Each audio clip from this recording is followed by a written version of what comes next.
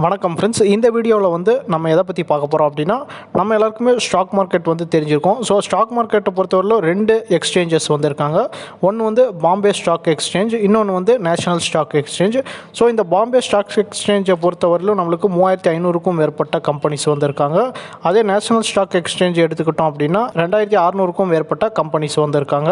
So இப்போ இந்த வீடியோவில் நம்ம எதை பற்றி பார்க்க போகிறோம் அப்படின்னா, எந்தெந்த மாநிலத்திலேருந்து அதிக கம்பெனிஸ் வந்து மார்க்கெட்டில் லிஸ்டிங் ஆகியிருக்காங்க அப்படிங்கிறத பற்றி தான் நம்ம பார்க்க போகிறோம். ஸோ இப்போ நான் சொல்ல போகிற வேல்யூ எல்லாமே பார்த்தீங்கன்னா அப்ராக்சிமேட்டாக சொல்லக்கூடியதான். ஸோ இது வந்து கடந்த ஒரு சில மாதங்களுக்கு முன்பு வந்து எடுக்கப்பட்ட டேட்டா. இப்போ இருக்கக்கூடிய நம்பர்ஸ் வந்து இப்போ நான் சொல்லக்கூடிய டேட்டாலேருந்து மாறுபடலாம். ஸோ இப்போ நம்ம பார்க்க போகிறது என்னென்னா, முதல் 15 மாநிலங்களை பற்றி தான் பார்க்க போகிறோம்.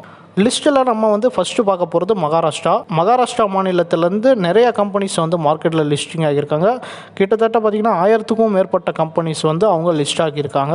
ஸோ ரெண்டாவது இடத்துல குஜராத் இருக்காங்க. 500க்கும் மேற்பட்ட கம்பெனிஸ் அவங்களுக்கு மார்க்கெட்டில் லிஸ்ட் ஆகியிருக்கு. அடுத்தது மூணாவது வந்து டெல்லி. ஸோ டெல்லியை பொறுத்தவரையில் அது மாநிலமாக கருதப்படாது, அது வந்து யூனியன் டெரிட்டரி. ஸோ அங்கேருந்து பார்த்திங்கன்னா 400க்கும் மேற்பட்ட கம்பெனிஸ் வந்து மார்க்கெட்டில் லிஸ்டிங் ஆகியிருக்காங்க.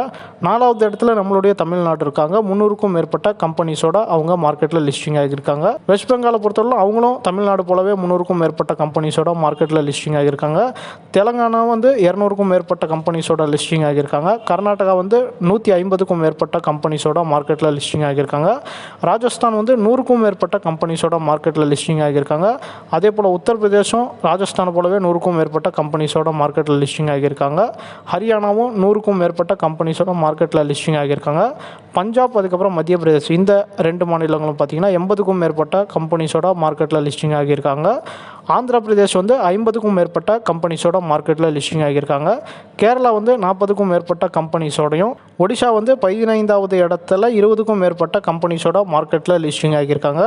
இப்போ நம்ம பார்த்தது எல்லாமே பார்த்திங்கன்னா முதல் 15 மாநிலங்கள் தான்.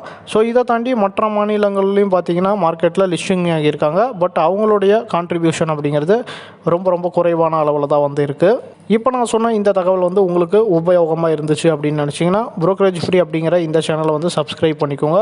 இது போல் வீடியோஸை வந்து நீங்கள் தொடர்ந்து பார்க்குறதுக்கு. பங்குச்சந்தையில் நீங்கள் முதலீடு பண்ணுறது, ட்ரேட் பண்ணுறது எல்லாத்துக்குமே டிமேட் அக்கௌண்ட் அவசியம். உங்கள்கிட்ட டிமேட் அக்கௌண்ட் இல்லை அப்படின்னா, இந்தியாவுடைய முன்னணி புரோக்கராக ஜெரோதா இருக்காங்க. ஜெரோதாவுடைய பார்ட்னராக புரோக்கரேஜ் ஃப்ரீயான நாங்கள் இருக்கோம்.